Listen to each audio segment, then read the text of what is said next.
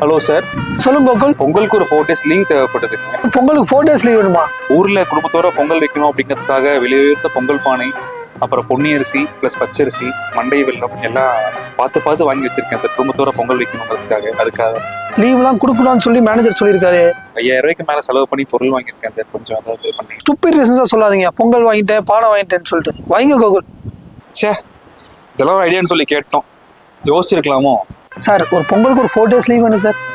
ஊர்ல குடும்பத்தோட பொங்கல் செலிப்ரேட் பண்ணு சொல்லிட்டு விலையுயர்ந்த பொங்கல் பானை, பொன்னி அரிசி பிளஸ் பச்சரிசி, வெல்லம்லாம் வாங்கி வச்சிருக்கேன் சார்.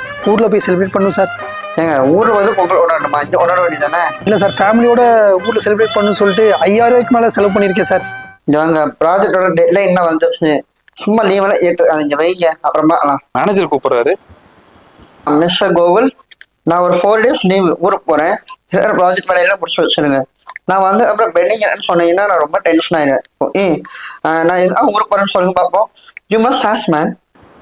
ஏங்க சார்? பொங்கல் செலிப்ரேஷன் உடம்போட ஊருக்கு போறேன். அது விளைய வந்த பானை, பொன்னி அரிசி, பச்சை அரிசி, உருண்டை வெல்லம் இதெல்லாம் நிறைய செலவு பண்ணி வாங்கி வச்சுருக்கேன். அது ஊருக்கு போயே ஆகணும். இருக்கிற வேலையில பார்த்துக்கோங்க. சரிங்க சார்.